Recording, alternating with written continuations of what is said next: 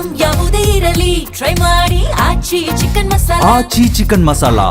ರಾಜ್ಯದಲ್ಲಿ 2 ಮಿನಿ ಕ್ಷೇತ್ರಗಳ ಕದನ ದಿನೇ ದಿನೇ ರಂಗೇರ್ತಾ ಇದೆ. ದಾವಣಗೆರೆ ದಕ್ಷಿಣ ಸಖತ್ ಹೈ ವೋಲ್ಟೇಜ್ ರಣಕಣವಾಗಿ ಮಾರ್ಪಟ್ಟಿದೆ. ಅಚ್ಚರಿ ಅಂತಂದ್ರೆ ದಾವಣಗೆರೆಗೆ ಕೊನೆಗೂ ಎಂಟ್ರಿ ಕೊಟ್ಟಂತಹ ಜಮೀರ್ ಎಲ್ಲೂ ಕೂಡ ಪ್ರಚಾರದಲ್ಲಿ ಭಾಗಿಯಾಗದೆ ವಾಪಸ್ ಬಂದಿರುವುದು ತೀವ್ರ ಚರ್ಚೆ ಹುಟ್ಟುಹಾಕಿದೆ. ಜೊತೆಗೆ ಬಾಗಲಕೋಟೆಯಲ್ಲೂ ದೋಸ್ತಿಗಳ ಮತಬೇಟೆ ಜೋರಾಗಿ ನಡೆದಿದೆ.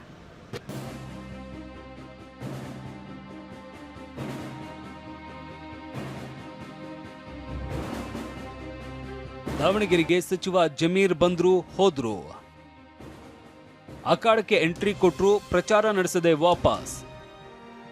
ರಾಜ್ಯದ 2 ಕ್ಷೇತ್ರಗಳಿಗೆ ಉಪಚುನಾವಣೆ ನಡೀತಾ ಇದ್ದು ಏಪ್ರಿಲ್ 9ರಂದು ಮತದಾನ ನಡೆಯಲಿದೆ.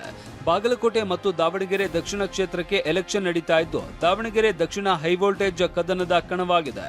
ಮುಸ್ಲಿಂ ಅಭ್ಯರ್ಥಿಗೆ ಟಿಕೆಟ್ ಕೊಟ್ಟಿಲ್ಲ ಅನ್ನೋ ಕಾರಣಕ್ಕೆ ಮುನಿಸಿಕೊಂಡ ಸಚಿವ ಜಮೀರ್ ಪ್ರಚಾರದಿಂದ ದೂರ ಉಳಿದಿದ್ದಾರೆ ಎನ್ನಲಾಗಿತ್ತು. ಆದರೆ ಅದೇ ಜಮೀರ್ ಸಿಎಂ ಸೂಚನೆ ಮೇರೆಗೆ ದಾವಣಗೆರೆಗೆ ಕೊನೆಗೆ ಎಂಟ್ರಿ ಕೊಟ್ಟಿದ್ರು. ಇದರಿಂದ ಕಾಂಗ್ರೆಸ್ ಕಾರ್ಯಕರ್ತರಲ್ಲಿ ಸಂಚಲನವಾಗಿತ್ತು.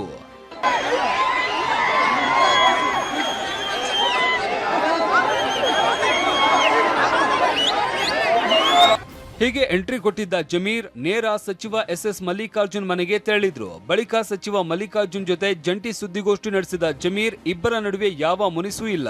2028ಕ್ಕೆ ಮುಸ್ಲಿಂ ಅಭ್ಯರ್ಥಿಗೆ ಟಿಕೆಟ್ ಕೊಡುವ ಭರವಸೆ ಕೊಟ್ಟಿದ್ದಾರೆ ಅಂದ್ರು.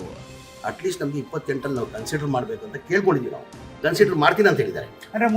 ಇನ್ ಪ್ರೆಸೆಂಟ್ ಆಫ್ ಮಲ್ಲಿಕಾರ್ಜುನ ಮುಂದೆ ಆಯ್ತು ನೋಡುವ 28ಕ್ಕೆ ನೋಡುವ ಅಂತ ಹೇಳಿದ್ದಾರೆ. ಕನ್ಸಿಡರ್ ಮಾಡ್ತೀನಿ ಅಂತ ಹೇಳಿದ್ದಾರೆ 28ಕ್ಕೆ. 28ಕ್ಕೆ ಒಂದು ಆಶಾಭಾವನೆ ಇದೆ ನಿಮ್ಮ ಸಮುದಾಯಕ್ಕೆ ಸಿಗುತ್ತೆ ಟಿಕೆಟ್. ನಾನು ಹೇಳಿಲ್ಲ, ನಮ್ಮ ಪಕ್ಷ ಇನ್ಕ್ಲೂಡಿಂಗ್ ಚಾಮರಾಜಪೇಟೆ ಹೈಕಮಾಂಡ್ ಯಾರು ಹೇಳ್ಬೋದು ಅಷ್ಟೇ ಕೇಳಿದ್ದೀವಿ. ಸಚಿವ ಮಲ್ಲಿಕಾರ್ಜುನ್ ಕೂಡ ಯಾವುದೋ ವಿಷಯಗಳಿಗೆಯಲ್ಲಿ ಏನೋ ಆಗಿರಬಹುದು, ನಾವಿಬ್ಬರು ದೋಸ್ತಿಗಳು ಅಂದ್ರು. ಏನೋ ಒಂದು ಸಣ್ಣ ವಿಷಯಗಳಿಗಳು ಆಗಿರ್ಬೋದು, ಆದ್ರೆ ಎಲ್ಲ ಸರಿ ಹೋಗೈತಿ. ಯಾವುದು ಏನು ವೈಯಕ್ತಿಕವಾಗಿ ಯಾವುದೂ ಇಲ್ಲ. ಜಮೀರು ನಾವು ಸ್ನೇಹಿತರಾಗೇ ಇರ್ತೀವಿ. ಹೀಗೆ ಸುದ್ದಿಗೋಷ್ಠಿ ನಡೆಸಿದ ಸಚಿವ ಜಮೀರ್ ಮಲ್ಲಿಕಾರ್ಜುನ್ ನಿವಾಸದಲ್ಲೇ ಊಟ ಮಾಡಿ ಮನೆ ಹಿಂಬಾಗಿಲಿನಿಂದಲೇ ವಾಪಸ್ಸಾದ್ರು. ಮುಸ್ಲಿಂ ಏರಿಯಾಗಳಲ್ಲಿ ಪ್ರಚಾರ ಮಾಡದೆ ದಿಢೀರ್ ಅಂತ ವಾಪಸ್ ಆಗಿರೋದು ಚರ್ಚೆಗೆ ಕಾರಣವಾಗಿದೆ.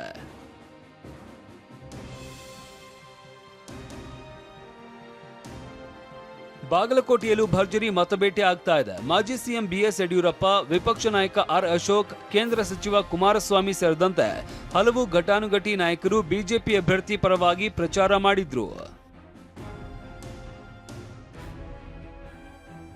ಪ್ರಚಾರದ ನಡುವೆ ಸಿಎಂ ವಿರುದ್ಧ ಕಿಡಿಕಾರಿದ ಯಡಿಯೂರಪ್ಪ, ನಂಬಿಕೆ ದ್ರೋಹ, ವಿಶ್ವಾಸ ದ್ರೋಹಕ್ಕೆ ಮತ್ತೊಂದು ಹೆಸರು ಸಿದ್ದರಾಮಯ್ಯ ಅಂದ್ರು. ಕುಮಾರಸ್ವಾಮಿ ಗ್ಯಾರಂಟಿಗಳ ಬಗ್ಗೆ ಪ್ರಸ್ತಾಪಿಸಿ ಬಾಗಲಕೋಟೆಯಲ್ಲಿ ಸಿಎಂಗೆ 5 ದಿನದ ಪ್ರಚಾರದ ಅವಶ್ಯಕತೆ ಇತ್ತ ಅಂತ ಕಾಲೆಳೆದಿದ್ದಾರೆ. ನಂಬಿಕೆ ದ್ರೋಹ, ವಿಶ್ವಾಸ ದ್ರೋಹಕ್ಕೆ ಮತ್ತೊಂದು ಹೆಸರು ಸಿದ್ದರಾಮಯ್ಯನವರು.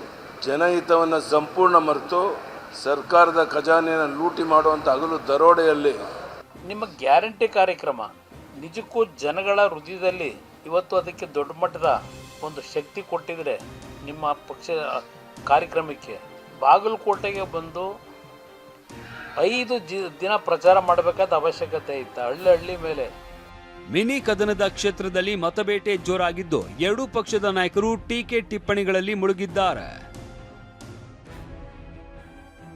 ದಾವಣಗೆರೆಯಿಂದ ಬಸವರಾಜ್ ದೊಡ್ಮನಿ ಜೊತೆ ರವಿ ಮೌಖಿ, ಟಿವಿ9 ಬಾಗಲಕೋಟೆ.